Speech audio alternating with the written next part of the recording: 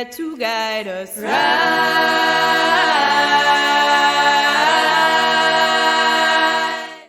All right, welcome everybody to episode 15 of Wilderness Torah's Shmita Slowdown Series. Thank you for being here.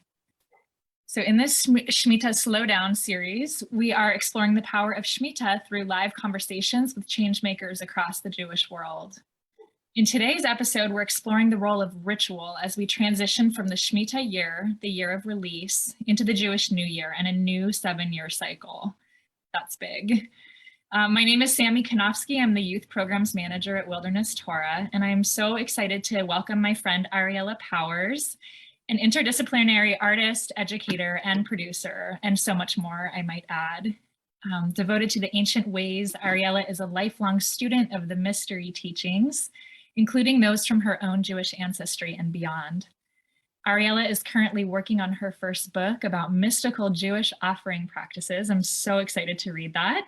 And you can follow her work on Instagram at _Ari_Hella, like Hella Bay Area. That's right. Yeah, so Ari, thank you for joining us today. And I'm wondering if you want to start by just introducing yourself. Yeah, thanks, Sammy. It's so good to be here. And yeah, really grateful to land here in this conversation and just sending a ripple of gratitude out to the Ohlone Chochenyo people and this land here in Berkeley, California that I sit on. And yeah, just always sending a moment of gratitude to the first peoples of this land and all of the many spirits that live here, the hawks outside and the redwood trees and all the different pieces of this land that make it possible for me to be here. So thanks to them. And yeah, I so excited to be here. Yay. Well, yeah, so excited what you're going to share. I know I've gotten to take part in some of the rituals you've created at Wilderness Torah, and yeah, I just think of you as like such a deeply soulful leader and someone who has one foot in the sort of logistical earthy realm. And then I know that you also have been deep in spiritual practice in community and yeah, with land. So I'm excited to hear your thoughts. And I thought we would just begin this conversation by just talking about why we use ritual to mark transitions. Why is ritual important? Yeah, thank you. Yeah, I mean, ritual to me is really everything, right? Everything we do is a ritual, whether it's like washing our hands or washing our face in the morning or, you know, lighting a candle for Shabbat. I like to think of everything that we do as ritual and an opportunity to engage in ritual. So I really think that for me, ritual is a kind of a consciousness. And when we bring thoughtfulness and when we bring, you know, mindfulness, right? It's like a big term we use these days, but when we bring mindfulness to things that we do, then they become rituals. And rituals are just like, you know, things that are done repeatedly with a sense of awareness that we're doing them. So really, I mean, we have al-natilat, you know, we have a hand washing practice, but even, you know, when you wake up in the morning and you brush your teeth or you wash your face, it's like an opportunity and a moment to like ground into like, this is my ritual opening my day. Like, wow, thank you, Creator, for like a moment to just like wake up, you know, moda ani, right? Is like what you say, the first word you say when you wake up in the morning to greet Creator and to greet a new day, you know, and that kind of just reminds me of like the native ideas of the original instructions, right? Which is just all about gratitude. And I think that in that way, you know, really all rituals are trying to do is to get us to, there's many roles of ritual, right? But I think the fundamental underlying piece of ritual is just gratitude. Yeah, I really appreciate that way of addressing it because it feels like it makes it really accessible. It's like you don't need to wear a big spiritual dream coat unless that's your thing to have a ritual. It's like can be just washing your face and adding some intention. Totally. I mean, it helps to have a fancy coat. I mean, don't get me wrong, costuming, all about the adornments. Totally. I just spent part of yesterday thrifting I'm going to Burning Man this year. And I was like, oh, after the fact, I was like, oh, I feel so much more prepared now. It's like I took the time to be intentional. So it's like, right, there's like, you know, it can be as simple as just saying, hey, I thank you for waking up today. And it can be as sort of elaborate as we have the time and energy for. Absolutely. Well, I think that that's something I'm really interested in my work, and in the more sort of ritual theater side of the work that I do. I'm really interested in ritual garmentry and adornments. And I think that that's also a way that we get into the mindset and get into the consciousness of ritual, is like, it's like putting on the yarmulke, or putting on a really beautiful dress, or even like putting on earrings or whatever. One of my professors in college said something that has stuck with me for many years, which is that all gender is drag. And I think that that's true. Everything is drag, right? Everything is like when you put on the costume, whether that's your jeans and your shirt, or, a beautiful dress, or whatever it is, it's like you are embodying something that is telling a story to those people that see you, but also to yourself, and it's all about, I think it's all about just like feeling that for yourself, no matter what it is or what anybody thinks of it. And then there are these like ritual marking tools, right, that are used throughout, especially throughout Judaism, right? Like different hats and different, like the talit and all of these things that we wear, the white, on Shabbat, that is a way to kind of align with the divinity and the ritual that we're calling in. Well, since you brought it up, and since I'm always such a fan of the way that you dress yourself, I'm curious if there's one particular item these days that's bringing you intention or meaning or purpose when you practice ritual. Oh, that's sweet. I don't know if there's anything off of the bat that strikes me for ritual. I love sacred adornments, as you know, and I just actually made myself these earrings recently. I was noticing those. And they're helping me. I'm really interested in pearls. I'm like amazed by the fact that there's like an animal that makes a gemstone. I think that that's really precious. And so I've been trying to connect through pearls, both like a pearl necklace that my Jewish grandmother gave me. And so that's one thing that's helping me drop into some of my own ritual in the everyday. I love that. Grandma's pearls. Yeah, that's like really such a cool thing. Well, I want to make sure to ask you, since we're in this sort of like final stages of the Shmita year and trying to soak it up as much as we can in the midst of a hectic capitalist schedule that gets superimposed on, I think, all of our lives living here in the Bay Area and beyond. So I'm curious for you, is there a particular role that ritual is playing during the Shmita year, which is about rest and renewal? Yeah, so I've been thinking about this a lot as we transition into the high holidays. And we're leaving this 7-year cycle, right? We're leaving this this marking after the 7th year and moving into a year 1 again. So, as we leave Shmita, I'm thinking about the sort of like integration from this time of Shmita and like what we've learned, as well as like packing for the next year, right? Like there's an idea of kind of like packing for a trip, just like physically packing, but there's also like psychological packing that's used like in the psychedelic community for people that are like taking trips in order to like be prepared in a good way and feel safe in your mind and in your consciousness. Like, what are you psychologically packing? So I've been thinking about that, like they're kind of happening simultaneously, right? Like we're integrating this experience of Shmita, whether or not we've practiced it, right? Whether or not we've taken a sabbatical year or a year of rest, we have been in that marking in the calendar. And I think that there's, thank God, in Judaism, we have constant moments to mark rest, right? Shabbat is like this, the best holiday, in my opinion. Just such a powerful moment of marking rest. And so we always have that opportunity, but just thinking of, marking this transformation and packing for the next year. And one of the main things I'm thinking about as we sort of leave Shmita and leave this time of rest is like, what are we actually wanting to leave behind? What are some of the ways in which this capitalist world and the busyness really gets into us? And what's something that we're willing to leave in this last cycle so that we can be liberated for the next moment in time, for this next 7-year cycle? And one of the things I've also been thinking about, which is just an offering to anybody who's watching, sort of as it relates to this new cycle and as it relates to Shmita, as like, we think of the 6 days of the week, the 7th day is Shabbat, the day of rest, and then we start the new cycle over again. And we're sort of like we're in the 6-year cycle rather than 6-day cycle. And I'm thinking about it also as this kind of sense of queer time and the sense of non-normative time and the sense of like,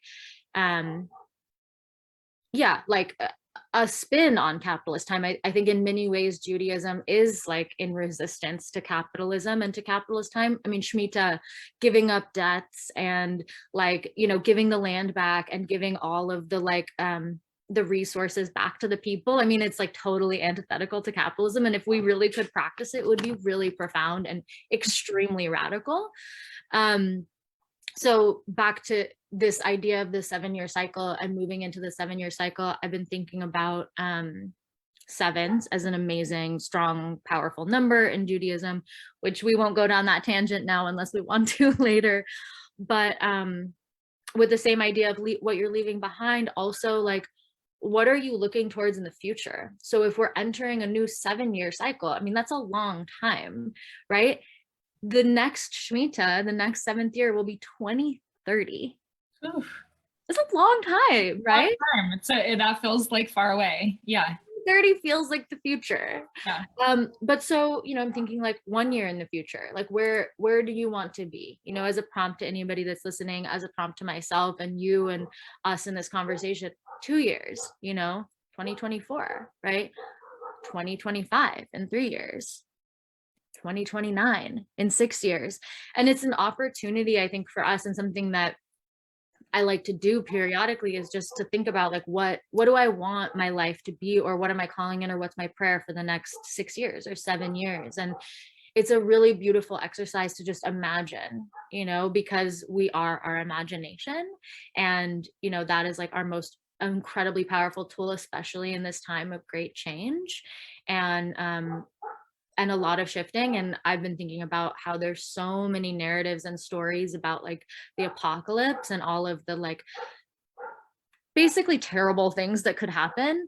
And one thing that's really like a seed in my heart is like, what about all the amazing things that can happen, right? What about all the incredible things that we just have no idea about? Like the people that are like 5 years old that in 7 years are going to have this amazing idea and create this technology that we can't see because of our perception and our lens and, where we're located. So just an opportunity for imagining a future. Wow. Yeah. Thank you. This is such deep wisdom. And I feel like you're sparking that reminder for me of why I love being in the youth programs world. It's like, what can happen, in the midst of climate change, in the midst of, school shootings, in the midst of all these really heavy, scary things.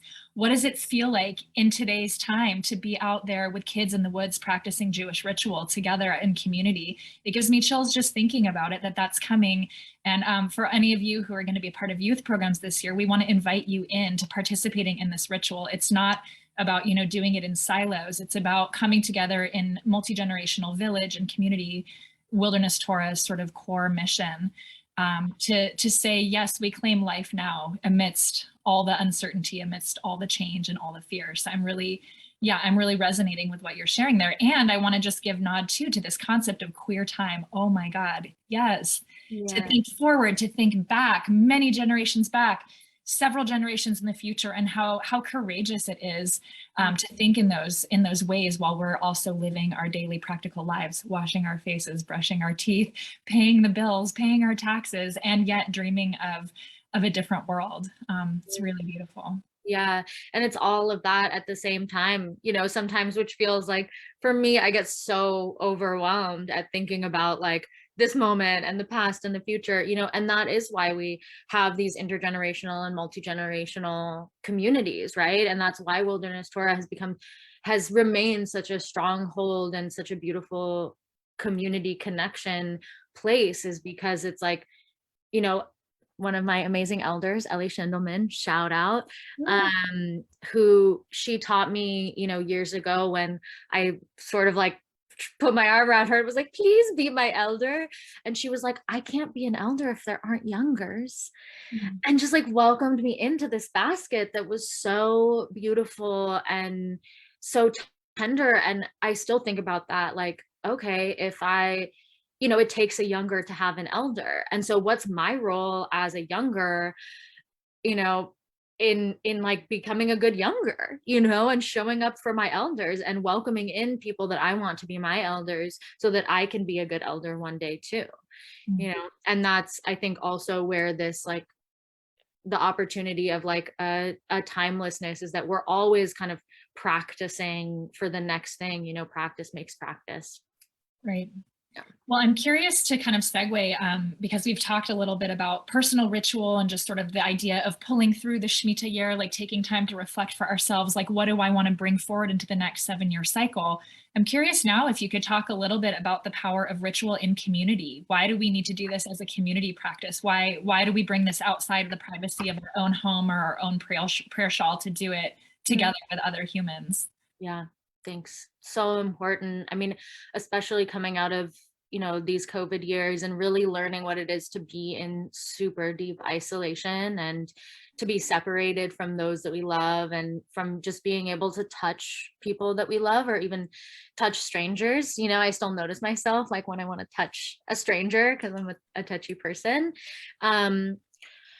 I mean, I think that ritual, again, I'm going to say ritual is everything, because I think it is in many ways. But I think that ritual is something that brings our communities together, right? It's like being able to have something that tethers us. You know, we can do Shabbat alone. And I think about it sometimes when we sing the songs, you know, when I sing the Shabbat songs by myself, it's like just my voice. And when I sing it with my housemates, it's like sometimes we're on key and sometimes we're not. And that's sweet. But when you sing with like 100 people, you know, or even 20 people, it's like sometimes you can't even hear that it's off key, because when there's enough voices, it always kind of comes together in this magical way. There must be a music term for that. I don't know it.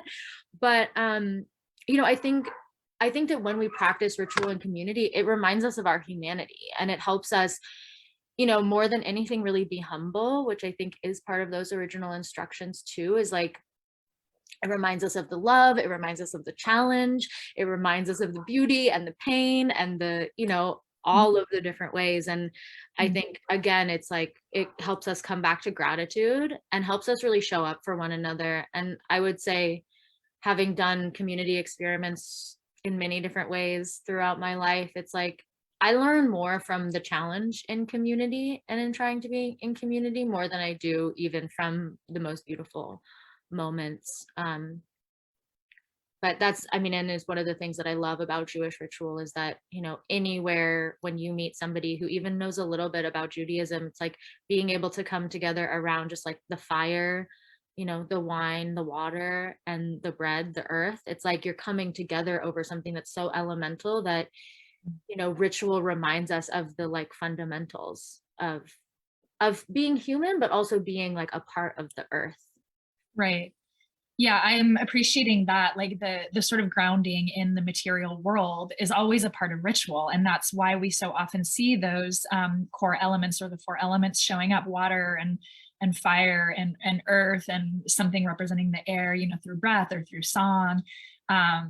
Yeah, and I'm also being reminded of like all these times where I was going through something deeply personal, but it took showing up in community and going through, you know, a mourner's Kaddish or you know, a singing of one of the Psalms to actually allow me to be able to like let go with my process, and to cry or to feel joy arising. And that there's so much power when we come together, which has of course been so challenging in the last couple of years. You alluded to just this pandemic and how isolated it's led us. And it's part of why I'm feeling so excited that Wilderness Torah is kind of rebirthing after this Shmita year to be like, hey, we're still doing this, you know, come on in. And it brings also these questions of accessibility and how we can make our spaces safe for people who need the community and the connection as much as anybody, if not more, but are still, you know, grappling with the impacts of this pandemic. Yeah, that's beautiful. Yeah. Well, I'm curious if you have any practices that you want to share with those watching about favorite rituals for starting anew. You know, you mentioned it's like we're sort of taking stock and packing our bags. Like, what, if anything, are you practicing these days that's allowing you to be present with this changing moment? Yeah, I mean, constantly evolving to the moment, staying adaptable. It's one of the best things that I'm learning, not getting too attached to what I think is the way to do something or some idea I have about how to do something. But also, I've been thinking about the new year and just in Judaism. We're so blessed in Judaism and in the Hebrew calendar to have these cycles of time, right? And we have 4 new years. But this new year, as the start of the new calendar year, I really see it as a return, right? Returning to God um and a turning back to ourselves also, right? There's a lot, it's all about forgiveness, and asking for forgiveness, teshuva, and also asking God for forgiveness. And um yeah, and it just dawned on me how many cultures have these practices of forgiveness, because it's just like we forget, it's like we just are so, it's one of the amazing things about human beings. We forget about things that are hard. And so we have to remember sometimes, or we do things again that are hard and we get to learn again. I mean, I think about childbirth as one of those things, right? That birthing people say, it's like you wouldn't remember how hard it was because then nobody would ever do it again. Right. Yeah. But yeah, the prompt is practices for the new or the new year. Yeah, invoking in newness, kind of marking this time. And I feel like you're referencing, some things that are so resonant within our, Rosh Hashanah traditions and Yom Kippur around forgiveness and around, you had mentioned earlier, the forgiving of debts as part of the Shmita year.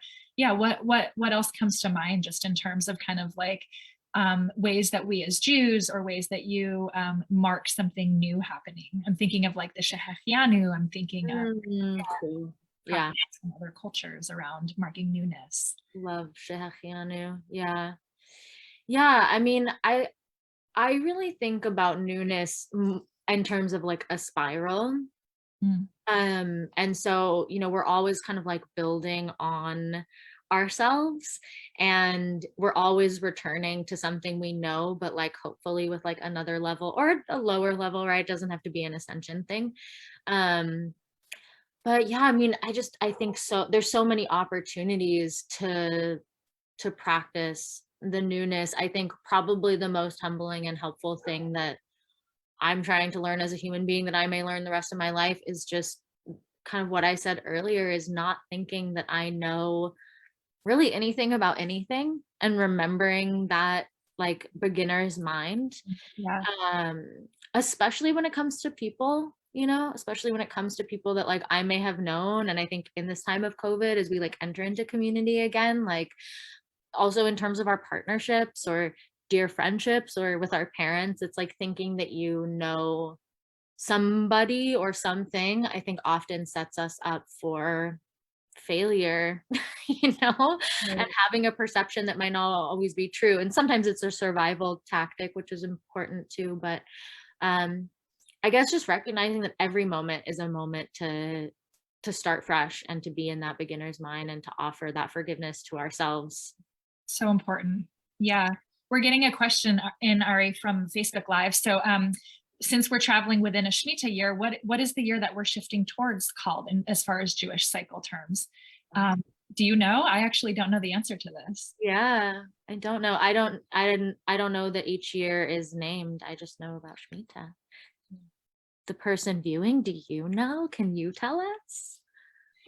Well, while we leave that open, we're coming close to the end of our time. I'm wondering if there's anything else that we haven't touched on yet when it comes to ritual that you just want to share with our audience today as we go into this new year, new cycle.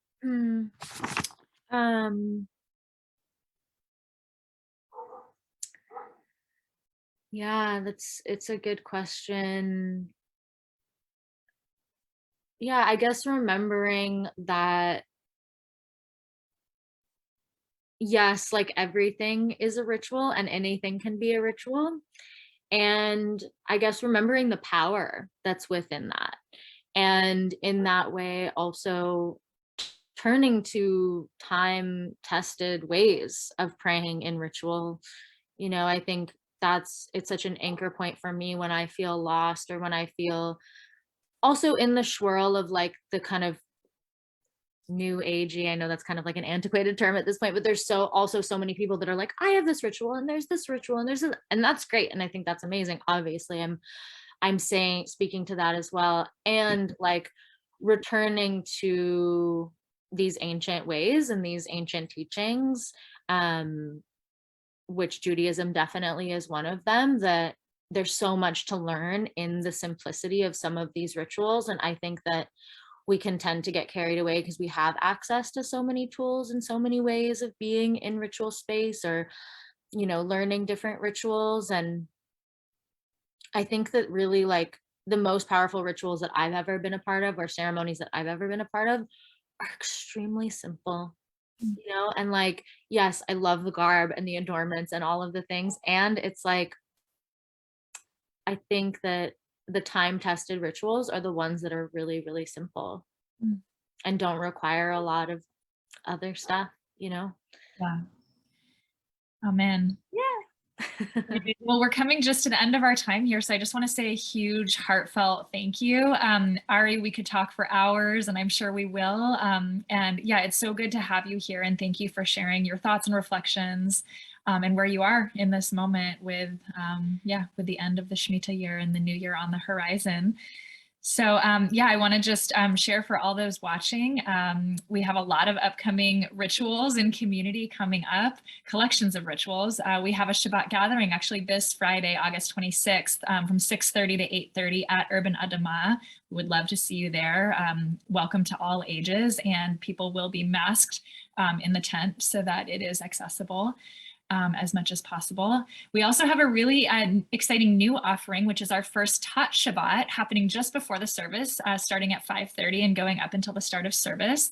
It's the start of a new lineup of top programs that we're offering, held in part by Melita, who's an amazing kids musician. You don't want to miss it if you've got little ones.